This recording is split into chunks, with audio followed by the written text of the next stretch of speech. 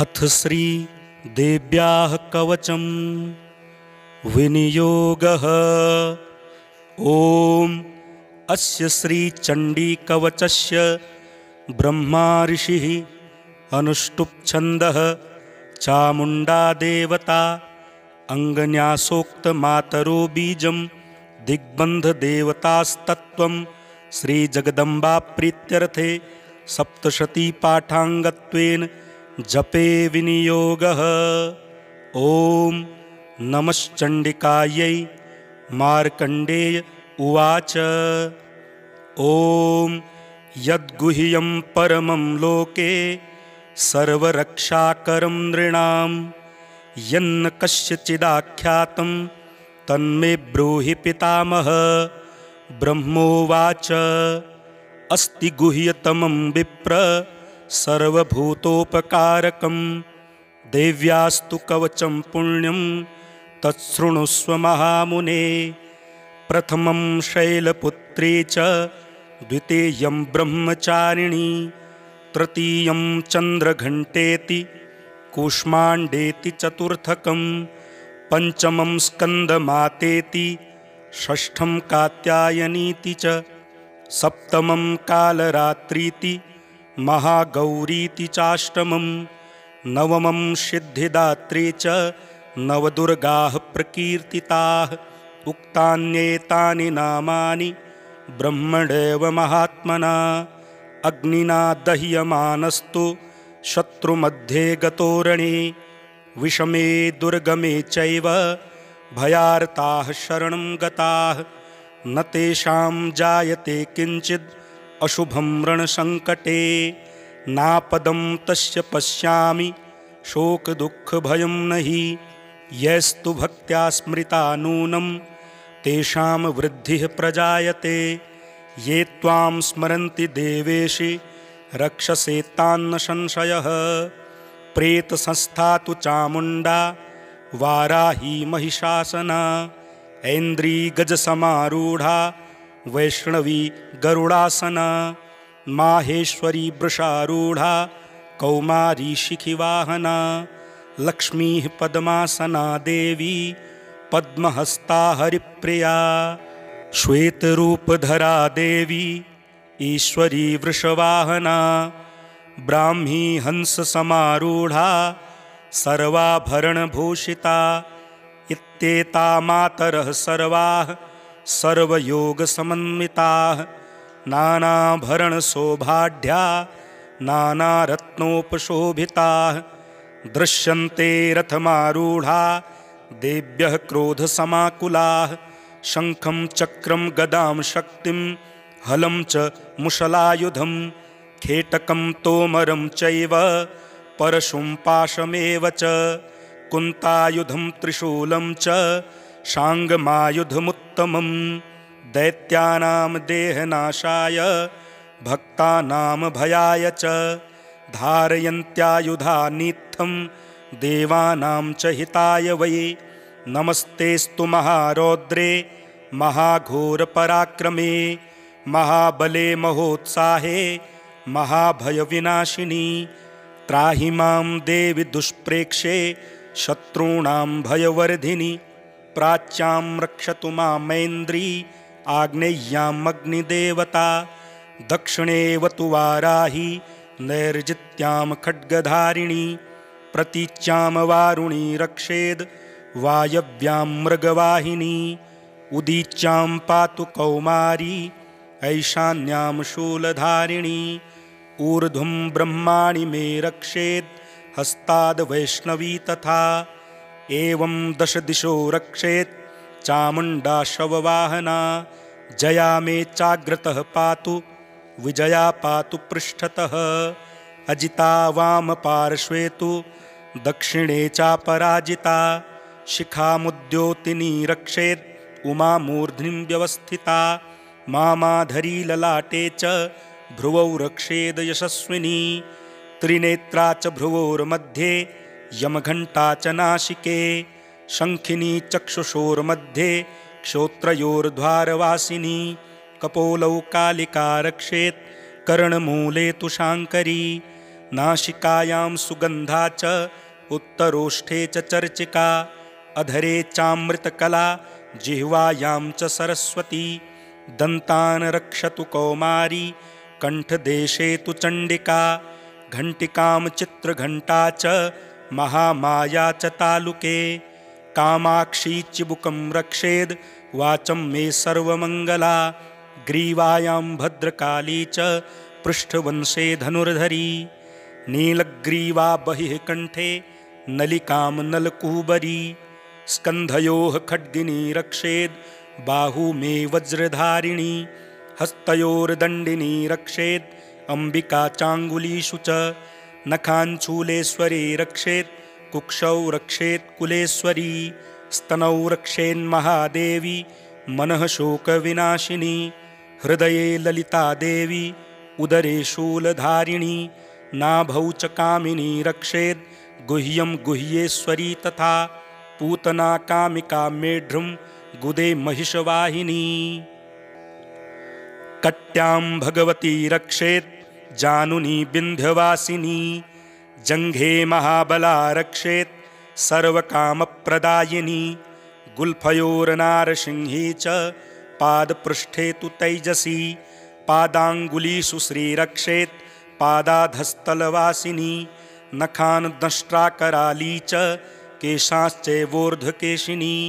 रोमकूपेषु कौबेरी त्वचं वागीश्वरी तथा रक्तमज्जावसा मांसान् नस्तिमेदांसि पार्वती अन्त्राणि कालरात्रिश्च पित्तं च मुकुटेश्वरी पद्मावती पद्मकोशे कफे चूडामणिस्तथा ज्वालामुखी नखज्वालां भेद्या सर्वसन्धिषु शुक्रं ब्रह्माणि मे रक्षेत् छायां छत्रेश्वरी तथा अहङ्कारं मनोबुद्धिं रक्षेन्मे धर्मधारिणी प्राणापानौ तथा व्यान मुदानं च समानकं वज्रहस्ता च मे रक्षेत् प्राणं कल्याणशोभना रसे रूपे च गन्धे च शब्दे स्पर्शे च योगिनी सत्त्वं रजस्तमश्चैव रक्षेन्नारायणी सदा आयु रक्षतु वाराही धर्मं रक्षतु वैष्णवी यशः कीर्तिं च लक्ष्मीं च धनं विद्यां च चक्रिणी गोत्रमिन्द्राणि मे रक्षेत् पशून् मे रक्ष चण्डिके पुत्रान् रक्षेन्महालक्ष्मीर्भार्यां रक्षतु भैरवी पन्थानं सुपथा रक्षेन् मार्गं क्षेमकरी तथा राजद्वारे महालक्ष्मीर्विजया सर्वतः स्थिता रक्षाहीनं तु यत्स्थानं वर्जितं कवचेन तु तत्सर्वं रक्ष मे देवी जयन्ती पापनाशिनी पदमेकं न गच्छेत्तु यदीच्छेच्छुभमात्मनः कवचेनावृतो नित्यं यत्र यत्रैव गच्छति तत्र तत्रार्थलाभश्च विजयः सार्वकामिकः यं यं चिन्तयते कामं तं तं प्राप्नोति निश्चितं परमैश्वर्यमतुलं प्राप्स्यते भूतले पुमान् निर्भयो जायते मर्त्यः सङ्ग्रामेष्वपराजितः त्रैलोक्ये तु भवेत् पूज्यः कवचेनावृतः पुमान् इदं तु देव्याः कवचं देवानामपि दुर्लभं यः पठेत् प्रयतो नित्यं त्रिसन्ध्यं श्रद्धयान्वितः दैवी कला भवेत् तस्य त्रैलोक्येष्वपराजितः जीवेद् वर्षशतं साग्रं मपमृत्युविवर्जितः नश्यन्ति व्याधयः सर्वे लूता विस्फोटकादयः स्थावरं जङ्गमं चैव कृत्रिमं चापि यद्विषम् अभिचाराणि सर्वाणि मन्त्रयन्त्राणि भूतले भूचराः खेचराश्चैव जलजाश्चोपदेशिकाः सहजा कुलजा माला डाकिनी शाकिनी तथा अन्तरिक्षचरा घोरा डाकिन्यश्च महाबलाः ग्रहभूतपिशाचाश्च यक्षगन्धर्वराक्षसाः ब्रह्मराक्षसबेतालाः कूष्माण्डा भैरवादयः नश्यन्ति दर्शनात् तस्य कवचे हृदि संस्थिते मानोन्नतिर्भवेद् राज्ञस्तेजो वृद्धिं करं परं यशसा वर्धते सोऽपि कीर्तिमण्डितभूतले जपेत् सप्तशतीं चण्डीं कृत्वा तु कवचं पुरा यावद्भूमण्डलं धत्ते सशैलवनकाननं तावत् तिष्ठति मेदिन्यां सन्ततिः पुत्रपौत्रिकी देहान्ते परमं स्थानं यत्सुरैरपि दुर्लभं प्राप्नोति पुरुषो नित्यं महामाया प्रसादतः लभते परमं रूपं शिवेन सह मोदते।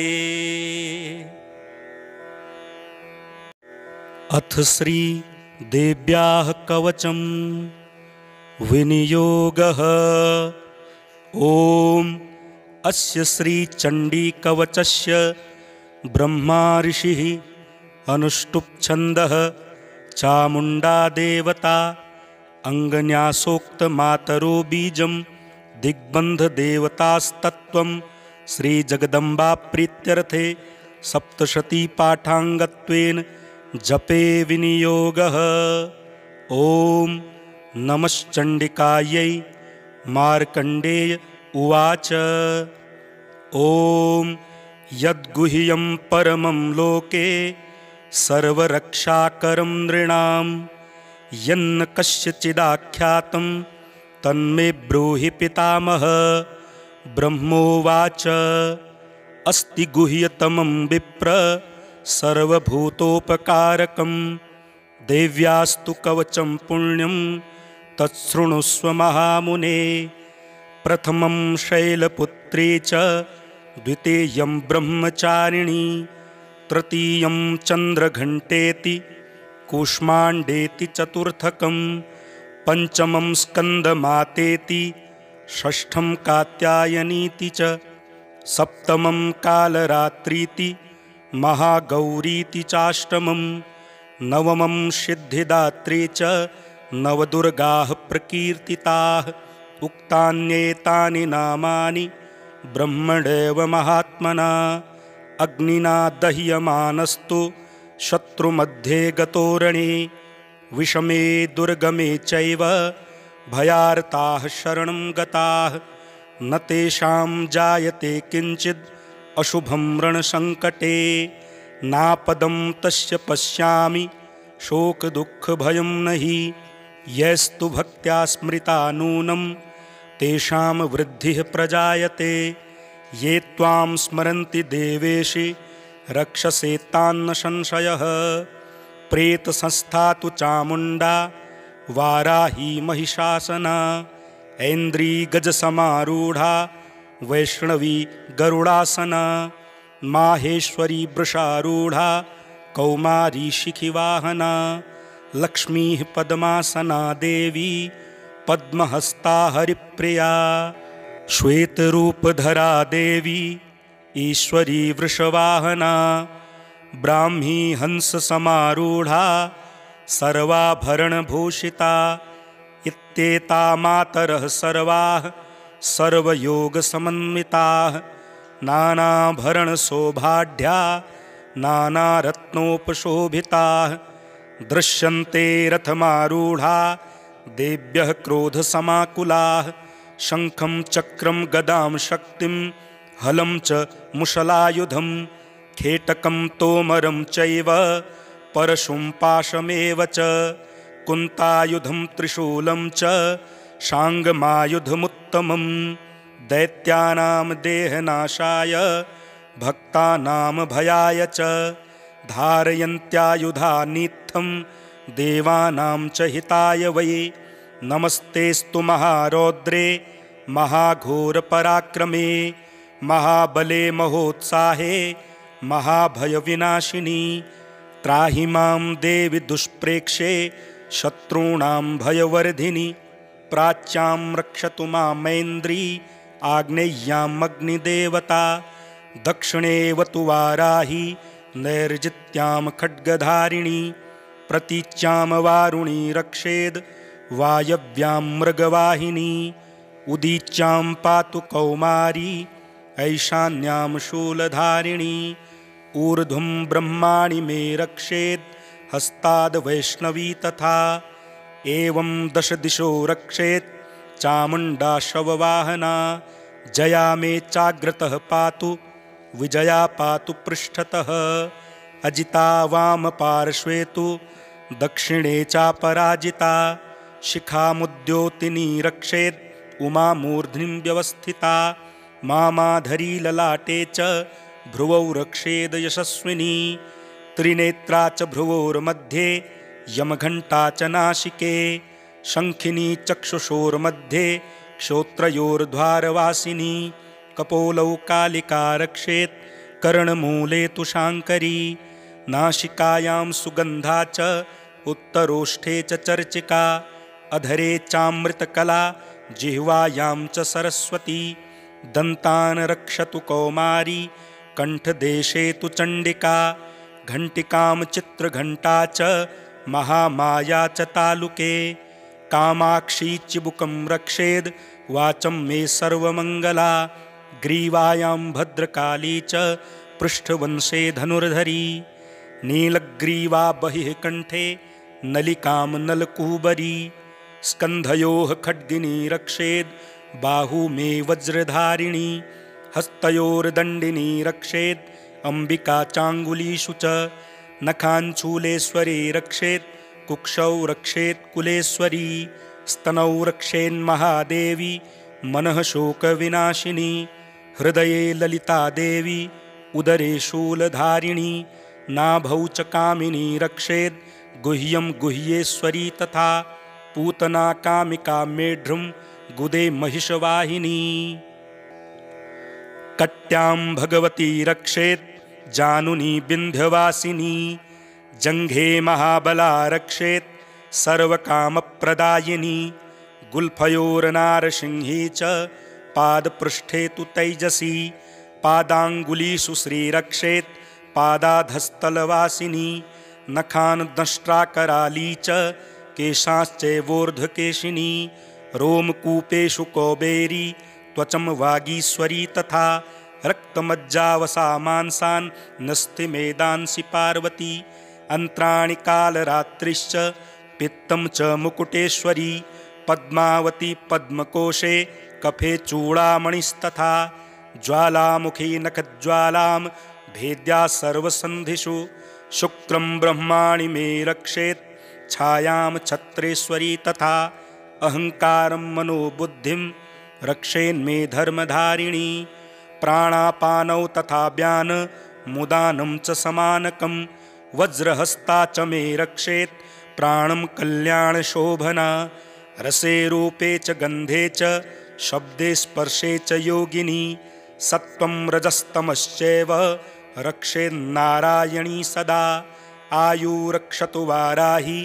धर्मं रक्षतु वैष्णवी यशः कीर्तिं च लक्ष्मीं च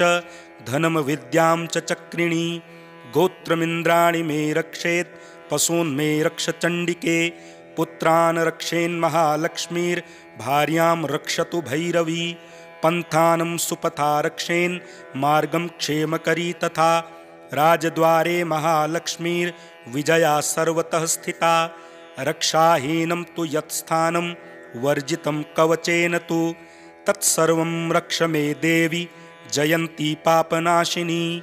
पदमेकं न गच्छेत्तु यदीच्छेच्छुभमात्मनः कवचेनावृतो नित्यं यत्र यत्रैव गच्छति तत्र तत्रार्थलाभश्च विजयः सार्वकामिकः यं यं चिन्तयते कामं तं तं प्राप्नोति निश्चितं परमैश्वर्यमतुलं प्राप्स्यते भूतले पुमान्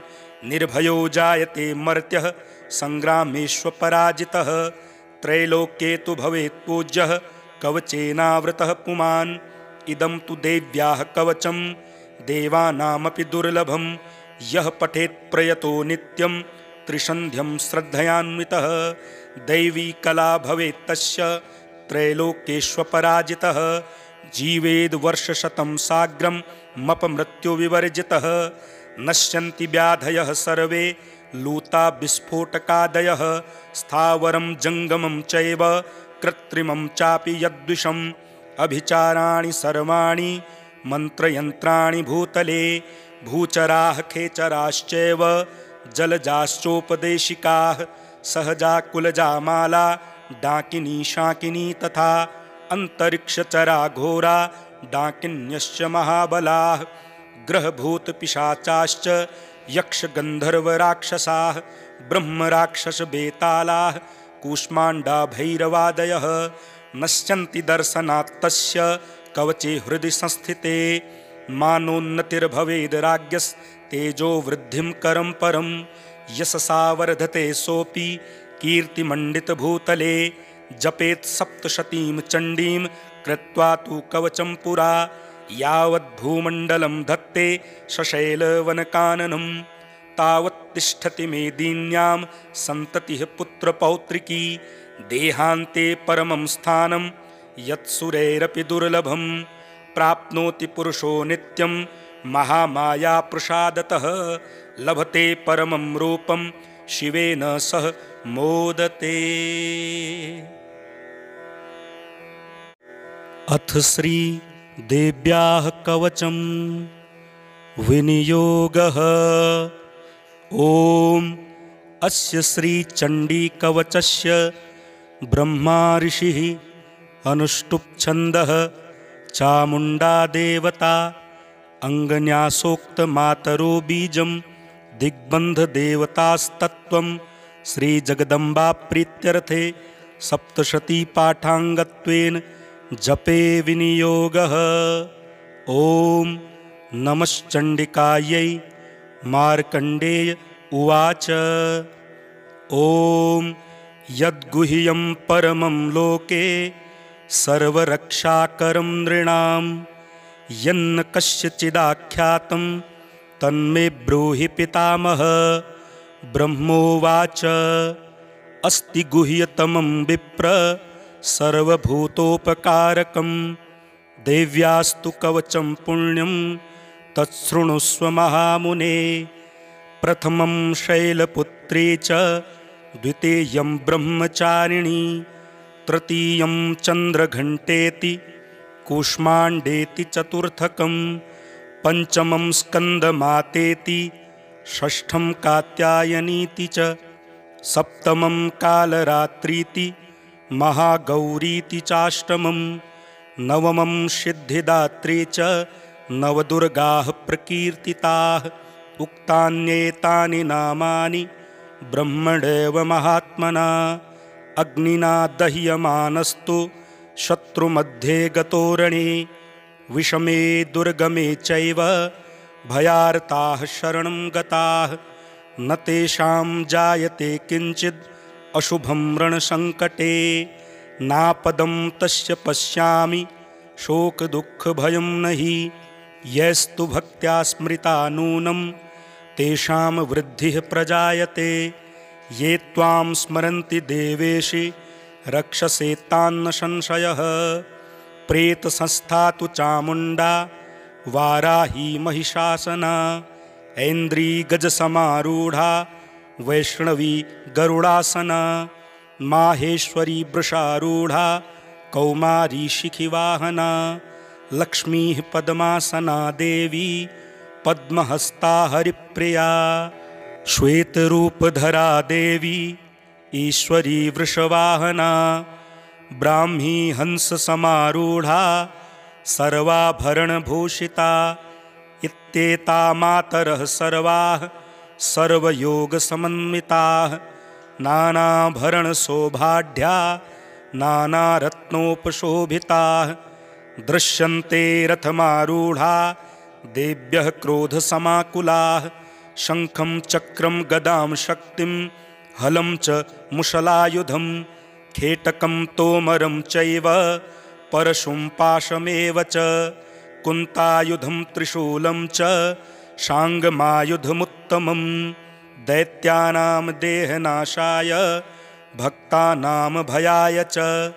धारयन्त्यायुधानीत्थं देवानां च हिताय वै नमस्तेस्तु महारौद्रे महाघोरपराक्रमे महाबले महोत्साहे महाभयविनाशिनी त्राहि मां देवि दुष्प्रेक्षे शत्रूणां भयवर्धिनि प्राच्यां रक्षतु मामैन्द्री आग्नेय्यामग्निदेवता दक्षिणेवतु वाराही नैर्जित्यां खड्गधारिणी प्रतीच्यां वारुणी रक्षेद् वायव्यां मृगवाहिनी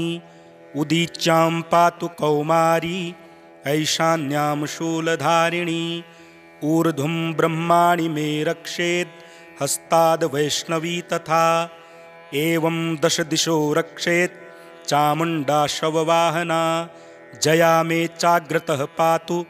विजया पातु पृष्ठतः अजिता वामपार्श्वे तु दक्षिणे चापराजिता शिखामुद्योतिनी रक्षेत् उमा मूर्ध्निं व्यवस्थिता मामाधरी ललाटे च भ्रुवौ रक्षेद यशस्विनी त्रिनेत्रा च भ्रुवोर्मध्ये यमघण्टा च नासिके शङ्खिनी चक्षुषोर्मध्ये क्षोत्रयोर्द्वारवासिनी कपोलौ कालिका रक्षेत् कर्णमूले तु शाङ्करी नासिकायां सुगन्धा च उत्तरोष्ठे च चर्चिका अधरे चामृतकला जिह्वायां च सरस्वती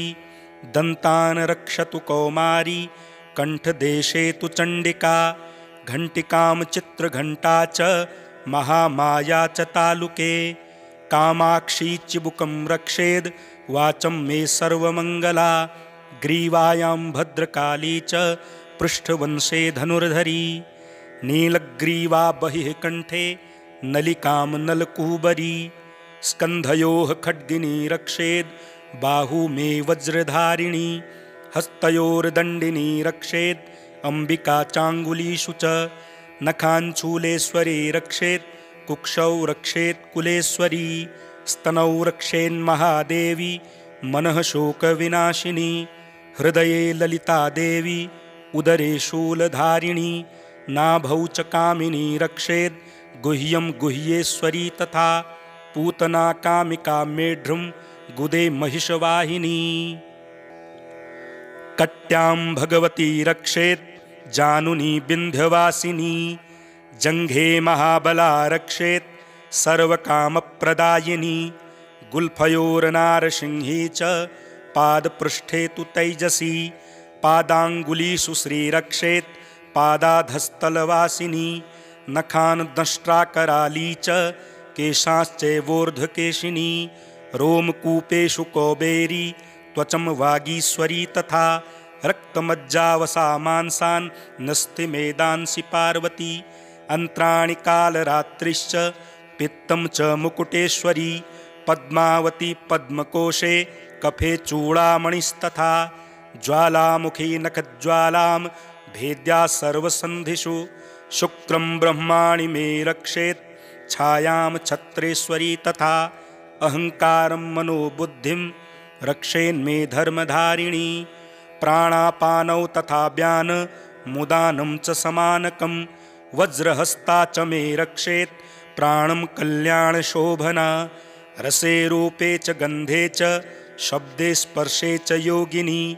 सत्त्वं रजस्तमश्चैव रक्षेन्नारायणी सदा आयु रक्षतु वाराही धर्मं रक्षतु वैष्णवी यशः कीर्तिं च लक्ष्मीं च धनं विद्यां च चक्रिणी गोत्रमिन्द्राणि मे रक्षेत् पशून् मे रक्ष चण्डिके पुत्रान् रक्षेन्महालक्ष्मीर्भार्यां रक्षतु भैरवी पन्थानं सुपथा रक्षेन् मार्गं क्षेमकरी तथा राजद्वारे महालक्ष्मीर्विजया सर्वतः स्थिता रक्षाहीनं तु यत्स्थानं वर्जितं कवचेन तु तत्सर्वं रक्ष मे देवी जयन्ती पापनाशिनी पदमेकं न गच्छेत्तु यदीच्छेच्छुभमात्मनः कवचेनावृतो नित्यं यत्र यत्रैव गच्छति तत्र तत्रार्थलाभश्च विजयः सार्वकामिकः यं यं चिन्तयते कामं तं तं प्राप्नोति निश्चितं परमैश्वर्यमतुलं प्राप्स्यते भूतले पुमान् निर्भयो जायते मर्त्यः सङ्ग्रामेष्वपराजितः त्रैलोक्ये तु भवेत् पूज्यः कवचेनावृतः पुमान् इदं तु देव्याः कवचं देवानामपि दुर्लभं यः पठेत् प्रयतो नित्यं त्रिसन्ध्यं श्रद्धयान्वितः दैवी कला भवेत् तस्य त्रैलोक्येष्वपराजितः जीवेद् वर्षशतं साग्रं मपमृत्युविवर्जितः नश्यन्ति व्याधयः सर्वे लूता विस्फोटकादयः स्थावरं जङ्गमं चैव कृत्रिमं चापि यद्विषम् अभिचाराणि सर्वाणि मन्त्रयन्त्राणि भूतले भूचराः खेचराश्चैव जलजाश्चोपदेशिकाः सहजा कुलजा माला डाकिनी शाकिनी तथा अन्तरिक्षचरा घोरा डाकिन्यश्च महाबलाः ग्रहभूतपिशाचाश्च यक्षगन्धर्वराक्षसाः ब्रह्मराक्षसबेतालाः कूष्माण्डा भैरवादयः नश्यन्ति दर्शनात् तस्य कवचे हृदि संस्थिते